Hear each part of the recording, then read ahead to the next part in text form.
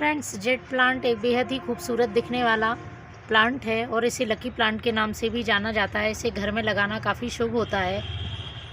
तो आज मैं आपको बताने वाली हूँ कि ये प्लांट अपनी सर्दियों की डोरमेंट स्टेज से बाहर निकला है और फरवरी का महीना चल रहा है।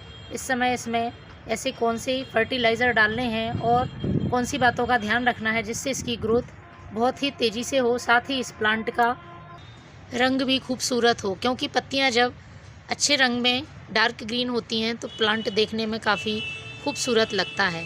तो आज हम इस फर्टिलाइज़र के बारे में बताएंगे, साथ ही 1 से 2 बातें मैं बताऊंगी जो कि आपको ध्यान रखना ज़रूरी है, क्योंकि हम इस प्लांट को समर के लिए तैयार कर रहे हैं और ये प्लांट समर में भी बहुत अच्छी तरह से ग्रोथ करता रहे। उसके लिए ज़रूरी है 2 से 3 बातों का ध्यान रखना। तो फ्रेंड्स, सबसे पहले मैं आपको बता देती हूँ कि ये प्लांट आप कई तरह से लगा सकते हैं, जैसे कि आप स्टेम कटिंग के द्वारा लगा सकते हैं, साथ ही आप लीफ के द्वारा भी लगा सकते हैं। तो यदि आपने प्लांट नहीं लगाया है और आपको कहीं से भी कटिंग मिल जाती है इसकी या फिर लीफ मिल जाती हैं, तो आप इस प्लांट को ग्रो कर सकते हैं। बात करेंगे यदि पानी की, तो इस प्लांट को पानी की कम मात्रा में ही ज़रूरत पड़ती है। आप मिट्टी को चेक करके ही, सॉइल जिस तरह से आपको लगे कि ज़्यादा ड्राई है तभी इसमें आप पानी दीजिए, नहीं तो ये प्लांट की पत्तियां हैं वो पीली पड़ने लगती हैं। सनलाइट के बारे में यदि बात करें तो सनलाइट इसके लिए बहुत ज़रूरी है। आप इसे पूरी तरह से इंडोर में नहीं रख सकते हैं। यदि आप इंडोर में रखते हैं तो इसकी ग्रोथ रुक जाती है और जब ज़्यादा गर्मियों का मौसम आएगा तब आप इसको सेमी शेड में रख दें तो प्लांट अच्छी तरह से ग्रोथ करता रहेगा। यदि आप छोटे पॉट में भी लगाना चाहते हैं तो ये छोटे से छोटे पॉट में लग जाता है।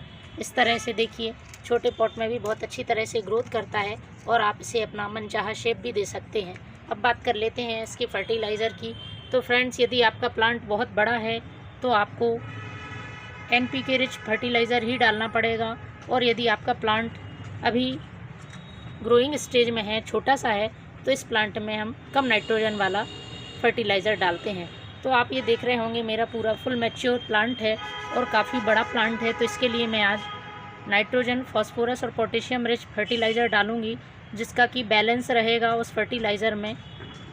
इसके लिए आपको 1 गिलास पानी लेना है और जो फर्टिलाइज़र है वो NPK 20-20-20 है।